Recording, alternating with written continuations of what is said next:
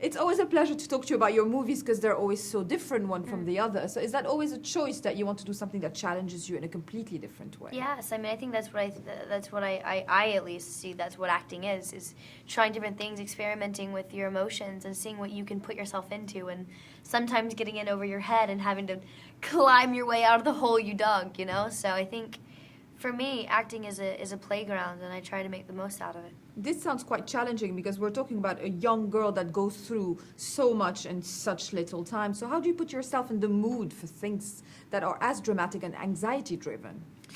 I think, for me, it's trying to find the humanistic area of that. You know what I mean? Because you can get so caught up in the anxiety and the craziness and the go of it all. But for me, it's finding that habitual pace, and also finding where the reality hits and why. I was thinking why those movies are so fascinating for audience members, end of day movies and all the anxiety that comes with it. But Alex said something quite interesting, is that, we like to relate to it and think that we can be the ultimate hero. Do you feel the same? Yeah, I mean, I think that everyone wants to think that they're the ultimate hero or heroine. I think that the question, though, that this movie asks immediately is, if you were truly pushed in a situation with natural disasters like that, what would you really do? Would you fight or would you flee? And most people want to say they'd fight, but if we're being honest with each other, humans are naturally selfish beings. So it's kind of a dangerous thing to put into your mind to try and understand. Yeah.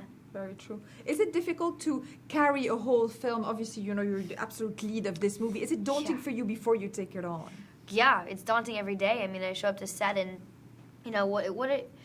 what I realized after doing my first lead one when I was like 14 was that lead one isn't just there every day on set. I mean, you're the head of the crew. I mean, you start the camaraderie on set. If you're crazy and a diva, you ruin the entire set's pace. Absolutely. And so you have to keep this calm and cool, collected head on your shoulders. And especially if your director or etc. isn't as experienced as you, sometimes you have to help them through it too. And it's a strange give and take, and it's very political, to be honest. Slightly very political when you get down to it.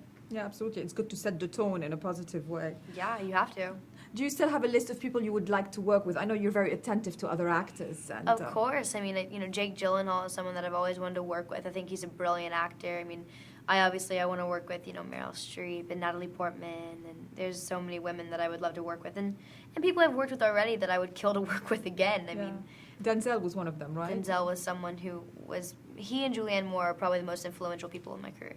Yeah, no, it's not bad people to be influenced by. No, not too bad. So you always have a lot of movies you're working on. So there's this one, and there's another one with Ansel Elgort, I think? Yes, I just finished filming November Criminals with Ansel Elgort and Sasha Gervasi directing it.